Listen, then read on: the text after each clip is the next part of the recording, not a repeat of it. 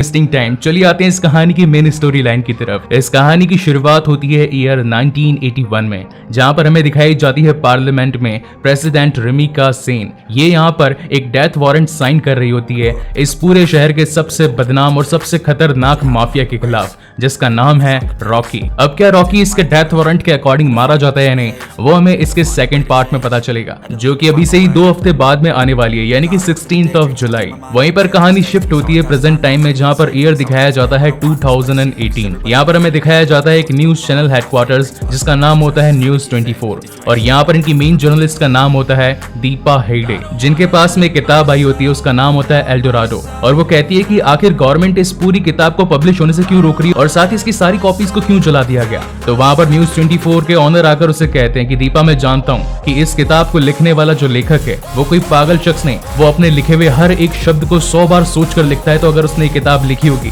तो इसके पीछे जरूर कोई सच्ची कहानी होगी। तो दीपा कहती कि क्यों ना ये कहानी सीधा उसी के मुंह से सुनी जाए। और अब यहाँ पर बुलाया जाता है मिस्टर आनंद को, जो कि एल्डोराडो किताब के लेखक होते हैं, और वहां पर उनसे बातचीत करने के बाद में दीपा उनसे कहती है कि आखिर ऐसा क्या सच है जिसकी वजह से गवर्नमेंट इन सारी किताबों को पब्लिश नहीं होने देना चाहती और साथ ही इन सभी कॉपीज को आग लगा दी गई। तब वहां पर वो कहते हैं कि क्या तुमने कभी एल्डोराडो का नाम सुना है या फिर तुम्हें इसका मतलब पता है। तो दीपा कहती है कि हाँ, एल्डोराडो का मतलब होता है सोने का साम्राज्य। तो आनंद जी कहते हैं कि बस ये समझ लो कि ये कहानी भी एक सच्ची घटना पर आधारित है, जहाँ पर एक पूरे सोने के साम्राज्य से जुड़ी कहानी और साथ ही एक ऐसे शख्स से जुड़ी हुई कहानी है। तो दीपा कहती है कि आखिर मैं तुम्हारी बात का विश्वास क्यों करूं। तो आनंद जी उससे कहते हैं कि यहाँ से कर्नाटका में कोलार नाम का एक गांव है, वहां पर एक बियारा नाम का डिस्ट्रिक्ट है, वहां पर तुम अगर जाओगे तो तुम्हें एक शिला मिलेगी, शक्ति शिला। ये उसी इंसान की मूर्ति है जो कि लोगों ने 35 फुट जमीन के नीचे गाड़ रखी है। अगर तुम्हें वो मिल जाए तो समझ लेना कि मेरी सारी बातें सच है और मैं झूठ नहीं बोल रहा। तो वहां पर दीपा अपनी पूरी टीम को बुलवाकर उस शक्ति शिला को ढूंढवाने के लिए हजारों करोड़ों खर्च कर देती है और कहती है कि उस शिला को मेरे सामने लेकर आओ, मैं बस ये देखना चाहती हूँ कि इस इंसान की बातों में सच्चाई है या नहीं। और इसके बाद में आनंद जी अपनी इस किताब के थ्रू उन कहानियों को सुनाना शुरू करते हैं जो कि उन्होंने सारी बातें इस किताब में लिखी होती है। यहाँ से कहानी पहुंचती है ईयर 1951 में, जहाँ पर एक ही दिन में 2 हादसे हुए थे। हादसा नंबर 1 वो पैदा हुआ जो इंसानी दुनिया का पूरा भविष्य ही बदलने वाला था। वहीं पर हादसा नंबर 2 कोलार डिस्ट्रिक्ट के बेरिया गांव के अंदर एक कुएं की खुदाई करते टाइम कुछ लोगों को कुछ चमकते हुए पत्थर मिले। तो जब उन चमकते पत्थरों की खोज करवाने के लिए वहां पर कुछ सरकारी अधिकारियों को बुलाया गया, तो वहां पर उस जगह का एक पावरफुल मैन, यानी कि एक शक्तिशाली इंसान भी वहां पर पहुंचा। उसके पास में वहां की सत्ता का पूरा दम था, और जब उसे पता चला कि वो पत्थर कोई आम पत्थर नहीं बल्कि सोने की चट्टान है, तो वो वहां पर मौजूद सारे अधिकारियों को जान से मरवा देता है और अब उस पूरी जगह को नाम दे देता है कोलार गोल्ड फील्ड, यानी कि KGF, और अब उसे लाइमस्टोन कॉर्पोरेशन के नाम से सरकार से 99 सालों के लिए लीज पर उठा लेता है। वहीं से अब कहानी 10 साल आगे बढ़ती है, यानी कि 1961 में, जहां पर इस कहानी का मेन किरदार, जिसका नाम था राजा कृष्णन अप्पा बैरिया, वो अपनी माँ के पास में आता है। वहीं पर नरेशन वॉइस में बताया जाता है कि 14 साल की उम्र में शादी करके 15वें साल में एक बच्चे को जन्म देने के बाद में अपने पति को खो देना किसी एक बड़ी मुसीबत से कम नहीं होती है। और यहीं पर हमें उसकी माँ की एक खराब हालत भी दिखाई जाती है, जो कि अब कैंसर से जूझ रही होती है।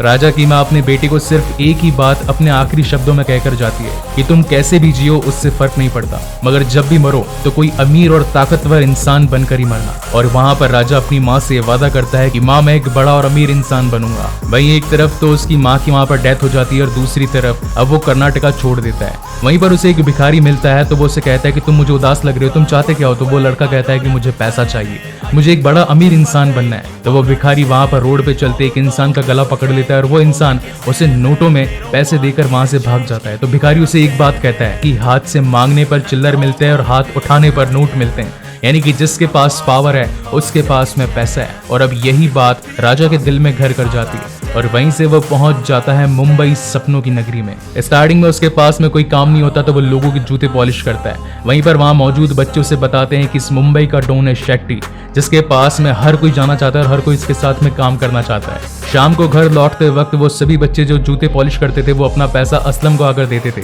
तो वहां पर असलम का सेक्रेटरी असलम को कहता है कि यहाँ की पुलिस हमारे ऊपर आए दिन वसूली लगाते रहते हैं, तो अगर एक पुलिस वाले को सुलटा दें तो वो हमारे से वसूली का पैसा नहीं मांगेगा, लेकिन आखिर ये काम करेगा तो कौन। तो वहीं वहीं पर राजा अपना हाथ खड़ा करता है और कहता है कि ये काम तुम्हारे लिए मैं करूंगा। तो असलम उससे कहता है कि बड़ा नाम रख लेने से कोई बड़ा काम नहीं कर पाता, हमेशा बड़ा काम करने वाला ही अपना नाम कमा पाता है। और उस दिन से राजा का नाम हो जाता है रॉकी, और वह वहां पर मौजूद पुलिस वाले के सर पे खींच के बोतल मार देता है और वहीं पे पुलिस वाला उसे ढूंढने लगता है। तो रॉकी सोचता है कि अपन ने उसके सर पे मारा, लेकिन उसको तो अपन का नाम ही नहीं मालूम है, उसको अपन का नाम पता होना ही मांगता है। और वो सीधा जाकर उसके सर पे एक और बोतल खींच के मारता है और उसे कहता है कि मेरा नाम मत भूलियो, मेरा नाम है रॉकी। और वहीं से रॉकी की शुरुआत होती है। इस हादसे के बाद तो पुलिस रॉकी को कुत्ते की तरह ढूंढ रही होती है। तो असलम जाकर शेट्टी भाई से कहता है कि वो मेरा ही बच्चा था, मगर उसको मैंने पुलिस वाले को सिर्फ समझाने के लिए कहा था, उसको मैंने सर पर मारने के लिए नहीं कहा था। तो वो वहां पर उसके बेटे को छुड़वा कर लेकर आता है और कहता है कि तेरा लड़का है तो तू उसका ध्यान क्यों नहीं रखता। तब वहां पर रॉकी अपने मुंह से कहता है कि अगर गुंडा लोग को मारा तो पुलिस ढूंढती है, लेकिन अगर पुलिस को मारा तो तुम जैसा डॉन ढूंढता है। और जैसे ही शेट्टी उसका ये डायलॉग सुनता है तो उसे पता लगता है कि मर्द अब इस गैंग में आ चुका है और वो उसे अपने गैंग में शामिल कर लेते हैं। और यहीं से अब कहानी आगे बढ़ती है 1978 में, जहां पर हमें दिखाया जाता है कि सूर्यवर्धन को एक अटैक आ जाने की वजह से वो अब कोमा में चला जाता है। वहीं पर उसके अब 5 पिलर्स जो कि इस पूरे काम में उसका साथ निभाया करते थे। नंबर 1 पर था कमल, जो कि वारका के अंदर सोना पिघलाने का काम करता था और वहीं से पिघला सोना भारत के चारों कोनों ईस्ट, वेस्ट, नॉर्थ और साउथ में जाया करता था।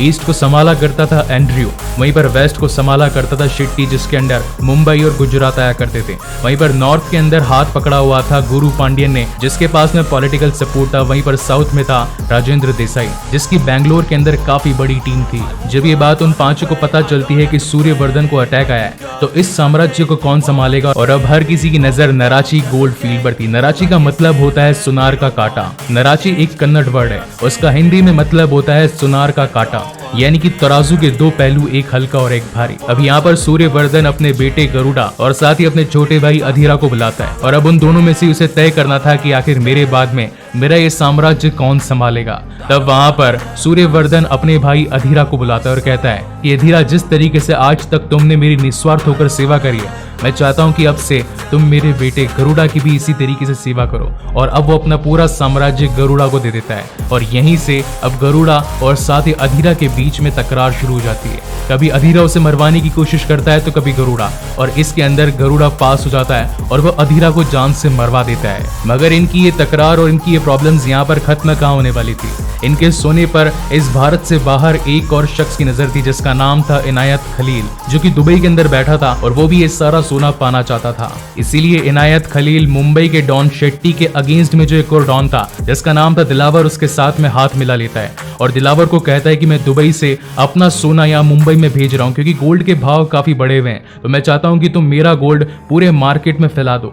मगर मुंबई जब शेट्टी की थी और शेट्टी के पास में रॉकी था तो उसका गोल्ड यहाँ पर कैसे बिकना था। इसी वजह से अब रॉकी वहां पर दिलावर के लोगों को कुत्ते की तरह पीटता है और पूरे रोड पर इतना मारता है कि वहां पर उसे बचाने के लिए जो भी आता है वो भी डरकर भागने लगता है। और फाइनली उसकी बॉडी को उन्हीं दुबई से आने वाले जहाजों के सामने लटका देता है और कहता है कि जब तक मैं यहाँ पर हूँ मेरे अलावा यहाँ पर और कोई धंधा नहीं कर सकता। अभी इतनी बड़ी खबर आग की तरफ फैलने लगती है और अब ये बात पहुंच जाती है एंड्रयू तक, और एंड्रयू आकर अब शेट्टी से मिलता है और कहता है कि मुझे रॉकी से मिलना है। रॉकी से मिलने के बाद में वो उसे एक काम देता है कि तुझे मेरे लिए बैंगलोर में आना पड़ेगा और तेरा काम मैं तुझे वहीं पर बताऊंगा। इसे देखकर जो लोग शेट्टी के कभी गुलाम हुआ करते थे अब वो सारे लोग सर उठाकर सलाम करते हैं रॉकी को। और अब इसी के साथ ही रॉकी पहुंच जाता है बैंगलोर, जहां पर उसे रोड पर नाचती हुई एक लड़की मिलती है जो कि काफी याश होती है और इस बैंगलोर के सबसे बड़े माफिया की बेटी होती है जिसका नाम होता है रीना। उसे देखकर रॉकी का दिल उस पर आ जाता है और वो वहां पर मौजूद लोगों से काफी मारपीट करता है। ये बात जब कमल को पता लगती है कि रीना को किसी ने छेड़ा है क्योंकि वो उसे प्यार करता था, तो वो अपने गुंडे उसे पिटवाने के लिए भिजवा देता है। मगर रॉकी भी कहां पर कम था और वो उन सभी को ठोक बजाकर उसी का ही ड्राइवर बनकर गाड़ी में उसके साथ बैठकर वहां से निकल जाता है। और यहीं पर इस कहानी का मेरा सबसे फेवरेट मोमेंट आता है, जहां पर एक माँ अपने बच्चे के साथ में एक डबल रोटी के साथ रोड को क्रॉस कर रही होती है, मगर किसी के वहां पर हॉर्न बजा देने की वजह से उसकी डबल रोटी यानी कि ब्रेड वहीं जमीन पर गिर जाती है और वो भूखी माँ अपने बेचारे बच्चे को लेकर उस ब्रेड के टुकड़े की ओर जाने लगती है। मगर हर कोई रोड से गुजर रहा होता है, इस वजह से वो उस टुकड़े को उठा नहीं पाती और ये सारा वाकया रॉकी वहां पर बैठा देख रहा होता है। और तब वहां पर रॉकी अपनी कार से गन नीचे करता है तो जो भी लोग वहां पर चल रहे होते हैं वो सब कुछ वहां पर रुक जाते हैं। ये सारा वाकया वहां पर बैठी रीना भी देख रही होती है। इसके बाद में रॉकी गाड़ी से उतरकर उस माँ के पास में आकर उसे वो डबल रोटी देता है और कहता है कि मैं जानता हूँ कि भूख की क्या कीमत होती है, क्योंकि किसी वक्त मैंने भी इसी भूख का सामना किया है। मगर तुम्हें इन लोगों से लड़ना होगा, अपने हक के लिए जीतना होगा। अगर तुम ये सब नहीं करोगे तो ये सब लोग तुम्हें कहीं का नहीं छोड़ेंगे। एंड पर्सनली गाइज, इस सीन से मैं काफी ज्यादा अटैच हूँ। आप लोग भी मुझे जरूर बताइएगा कि आपका इस मूवी में सबसे फेवरेट मोमेंट कौन सा रहा है। मगर तभी रोड पर उसे वो ट्रक्स नजर आते हैं जिनके अंदर गोल्ड के बॉक्सेस थे।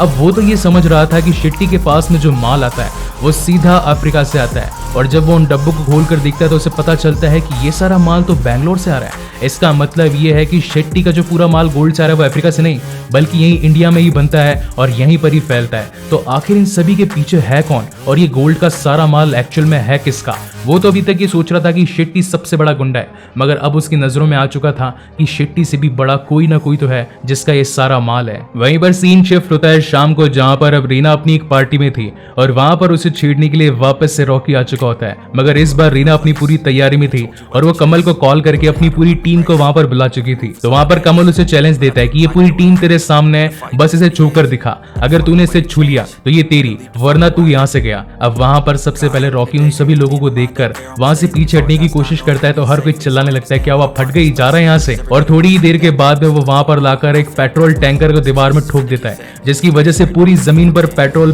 फैल जाता है। और फिर जलाता है अपनी सिगरेट और उसके गाल पर हाथ रखने से पहले कहता है कि मर्द वो नहीं होता जो औरत को छूकर उसे अपने पास रख ले, मर्द वो होता है जो अकेला कर सभी को पेल कर निकल जाए। और वहां पर उसकी दिलेरी देखकर पहुंच जाता है राजेंद्र देसाई भी और कहता है कि ये वही बंदा है जिसको हमने गरुड़ा को मारने के लिए बुलाया है। कमल तू यहाँ से चला जा, हमें कुछ प्राइवेट बात करनी है। और अब सभी के बीच में एक प्राइवेट मीटिंग होती है जिसके अंदर वो चारों मिलकर गरुड़ा को जान से मरवाने की प्लानिंग करते हैं। तो वहां पर गुरु पांडियन कहता है कि गरुड़ा इतनी आसानी से नराची से बाहर नहीं आएगा, उसे बाहर बुलाने के लिए क्यों ना उसके पिता की एक प्रतिमा यानी कि एक बड़ा सा स्टैचू बनाया जाए। उनको सम्मान देने तो उसको नराची से बाहर आना ही पड़ेगा और वही मौका मिलेगा हमें उसे जान से मारने का। तो वहां पर रॉकी कहता है कि ठीक है, ये काम आपका मैं कर दूंगा, बस मुझे एक बंदूक आप कहीं से भी अरेंज करवा दीजिएगा। और अब वहीं से वो दिन आता है जब गरुड़ा की उन सभी लोगों के सामने एंट्री होती है।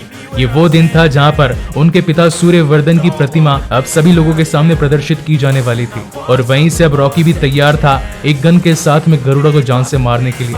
मगर ये सारी प्लानिंग, ये सारा सब कुछ तो ऑलरेडी गरुड़ा को मालूम था, क्योंकि उसके आदमी तो इन सभी पर ऑलरेडी नजर रखे हुए थे। और जब वो उस प्रतिमा से पर्दा हटाता है तो वो सूर्यवर्धन उसके पिता की नहीं बल्कि उसकी खुद की सबसे बड़ी मूर्ति होती है। वो कहता है कि मेरे पिता ने इस साम्राज्य को बनाने के लिए तुम सब लोगों पर विश्वास किया, मगर मैं इससे भी बड़ा साम्राज्य बनाऊंगा।